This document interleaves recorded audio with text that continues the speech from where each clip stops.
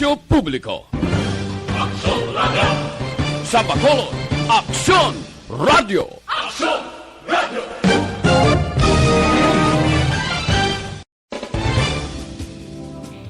Aksyon Reports, second portion. Di kalidad, kag madalong nga mga analisis sa pinakainit na balita sa bilog na probinsya kag nasyon. Aksyon Reports, second portion. Patas kag balanse na komentaryo sa mga issues kag mga balita nga nagaapekto sa mga pumuluyo sa adlaw-adlaw nga tanan. Aksyon Reports, second portion. Upod sa veterano kag respetado nga komentarista, Aksyon Fred SalangaNo. Karon nga adlaw Biyernes, kitsa 12 na, bulan sang Marso tuig 2021. Ano ang mga balita ka mga isyu nga aton daydayon karon nga adlaw? Ini nga mga balita ka mga isyu idulong sa aton sang D3 Bayo. Dako ang mabulig sang D3 Bayo sa pagkakas sa mga kagaw sa inyo lawas, naga-improve sang digestions, tag 14 pesos lang. Produkto sang klinika de alternatibo, kay nadulong man sa inyo sang DTX 500. DTX 500 may detoxifying compound nga nagatinlo sa inyong dugo kagatay. May mga aktibo nga panakot, phytochemical, antioxidant pangontra sa pamalatian. Sa panahon sang pamalatian, DTX 500 ang aton kinahanglan. Gamitan ninyo adlaw-adlaw nga tanan. Ang DTX 500 mabakal na pagi sa online kag pwede ma-deliver sa tagsa ninyo ka mga puluyan. Aksyon Radio Philippine Standard Time, las 6:39. Painiton tang politika, lokal, nasyonal kag probinsyal. Sa nasyonal subong gainit ng isyo. Kadumdum kamo, nagligad nga Marso 5, mauluatag pa to? Nagintawag ni Presidente Rodrigo Duterte si Senador Bongo bilang presidente. Reaksyon ni Bongo niya, salamat gid sa presidente, pero hindi ako interesado. Niya nag-joke lang na si Presidente Rodrigo Duterte. Sos kahapon nakibot ang bilog nga pungsod Pilipinas, si Senador Bongo may gana gali nga magpadalagan presidente. Luyag ya nga mangin presidente. Sino nagsiling sini? Mismo si Presidente Rodrigo Duterte. Sa speech sa inaugurasyon sa Port Operation Building dito sa Port sang Dumaguete, Negros Oriental. Siling ni Duterte, nagapanaog sila kuno sa aeroplano. Siling ni Bongo, part, miguhay ni Islam, 21 anyos ni miguhay nila. Sa 21 anyos kuno, wala katlaw perdes Duterte mo, niya part. Daw, may gana kung maglagan presidente. Siling ni Presidente Rodrigo Duterte, te, anong may mukos ni? Siling niya galing daw kahuluya, mamlaw. Nagligad to nga Marso 5, dungin dinay ko. Ni ikaw lang hambalabi, ba! Amo ina nga ginbulgar sang presidente, nga luyag ni Senador Bongo maglagan presidente. Mabasahan sa pamantalaan, adlaw-adlaw arangalan ni Bongo. Kadumdum kamo, siling ni Presidente Rodrigo Duterte, mapisan tao ni. Maposlanon ini nga tao. Puerte kapisan magtrabaho. Kag kasunar kamo, wala sang ginkantuan, kag wala sang kun anuman nga mga speaking engagement si Presidente nga wala si Bongo. Ala, damasadya ini. Sino ang pilion sang presidente? Iya anak ka si Sara o kon ang portigid kalapit nga abyan nga si Bongo. Balantayan. Aksyon Radio Philippine Standard Time, las 6:42. Mabalik kami pagkatapos ini. Good morning, kaibigan. May gusto sana akong ipakilala sa'yo. Pampagising ko. Life Extension Coffee Mix with Vitamin D3 na may reishi mushroom at mangosteen fruit extract. Siguradong magugustuhan mo. Masarap na, healthy pa. Samahan mo ko. Kape tayo. astig sa sarap. Life Extension Coffee Mix with Vitamin D3. Kapeng pangkalusugan para sa'yo, kaibigan. Life Extension Coffee Mix with Vitamin D3. Mabibili sa butika. BC?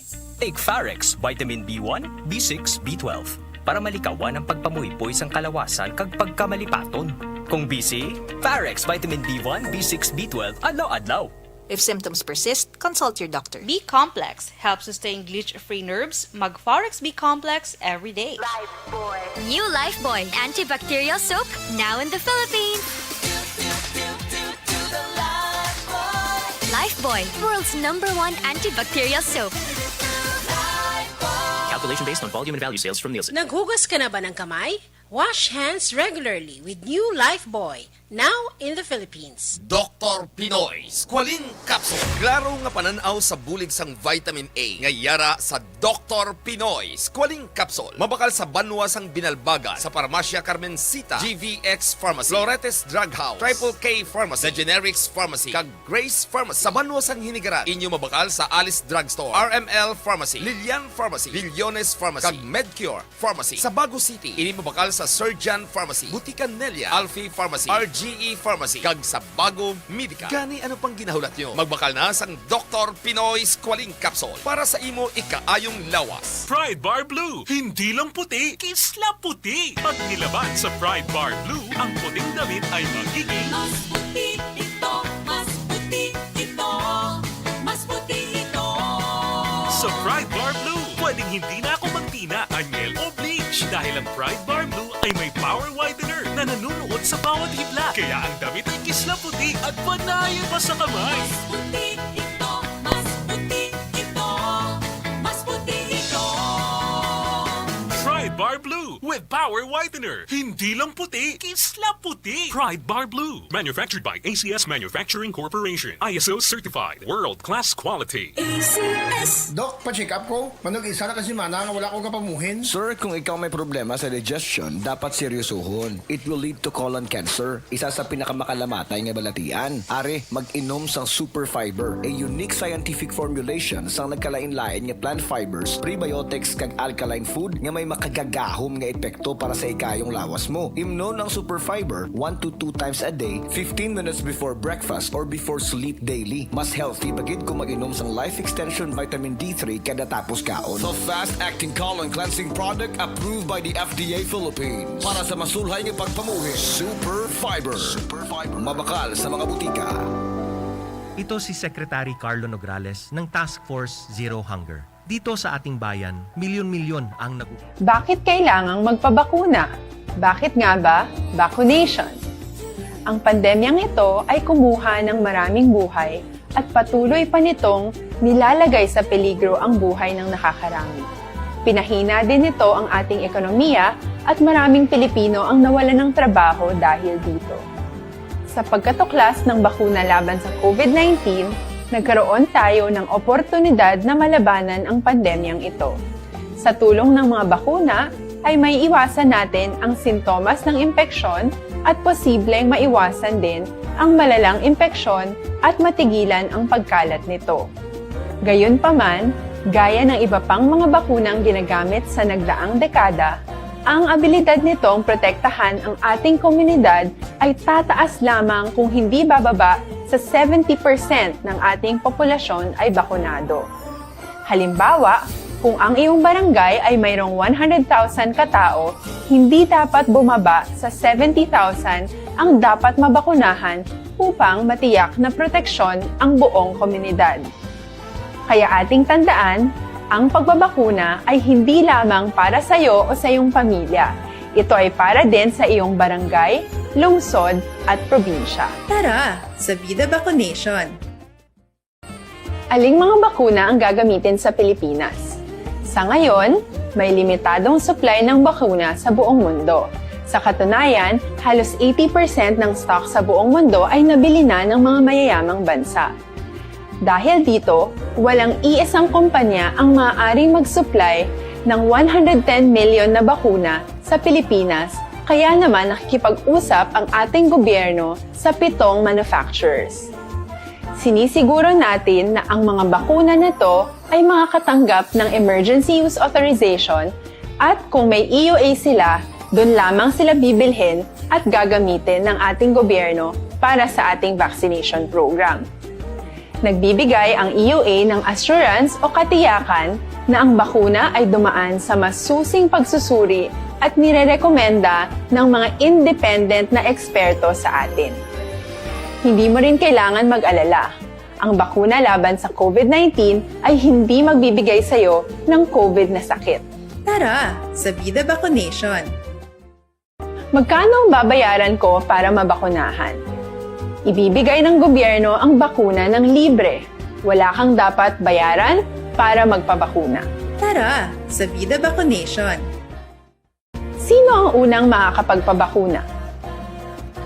Dahil kailangan nating masiguradong patuloy na makakapagtrabaho ang ating health system para maalagaan tayo, ang mga medical frontliners ang unang makakatanggap ng bakuna. Susunod dito ay yung mga eligible na senior citizens dahil sila ay nasa greatest risk ng severe infection o kamatayan.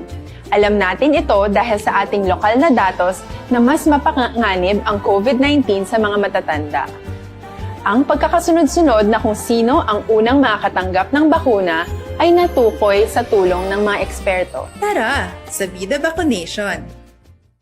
Kailan at saan ka dapat magpabakuna? Ang inyong national government ay nakikipag-ugnayan sa mga lokal na pamahalaan upang maihatid ang bakuna sa inyo. Ang lokal na pamahalaan or LGU nyo ang maghahanda ng pagpaparehistro at pag-ayos ng schedule ninyo sa pagpapabakuna. Mangyaring abangan ang anunsyo at instructions na magmumula sa inyong mga mayor or governors ukol dito.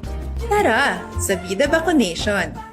Ari naman, ginkuting-kuting naman sang PDP laban si Presidente Rodrigo Duterte. Sila niya, Mr. President, lagan ka. Vice President sa tuig 2022. Ba? Nagapanghakroy na? Nagawilik-wilik na ulos ang presidente nga daw hindi na gid magwanta, kakapoy na gid. Sa pagka-presidente, ari naman, gin kalot-kalot naman ilang dapadapa ang presidente, padalaganon busy mga miyembro sang PDP laban. Pero kung may dugo ka politika, alin sa una politiko niya mo, si Presidente Rodrigo Duterte, may posibilidad na sa Diagoro, no? Maglagan si Sara, siya Vice Presidente. Maglagan best friend niya, nga si Bungo, siya Vice Presidente. Portegoro, no? Nga eleksyon. Pero gadua-duha pa ko, kung magpasugot si Presidente Rodrigo Duterte. Wala man Bungo mo. Wala man ibunggo sa laye, nga aman. Ihimplo mo kung gobernador ka. Pagkatapos ng termino mo, dagan ka vice governor, pwede. Wala man na bunggo sa laye. Kung mayor ka, tapos ng termino mo, dagan ka vice mayor, dagan ka konsyal, pwede.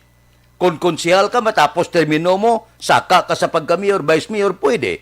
Amo na yung politika sa pungsod Pilipinas. So, wala bunggo sa laye. Amo lang galing na makahuluya lang eh. Pagkatapos manaog kay mo presidente, dagang kabise. Daw, hindi amo. Amo na silang nga, nag-congressman ka na, nag-gobernador ka na, pagkatapos nag-mayor ka na, pitik-sintas, nadagan kay mo konsyal, ni gani barangay kapitan, kalahin. No? Amo, ina nga plastada, so laton ta.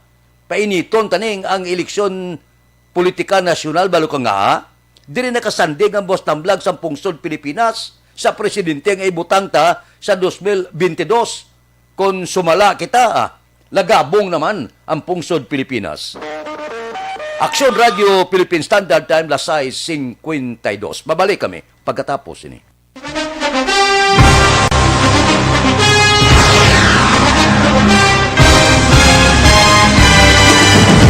Mga balita nga una nabatian, mga impormasyon nga nakaapekto sa pagpangabuhi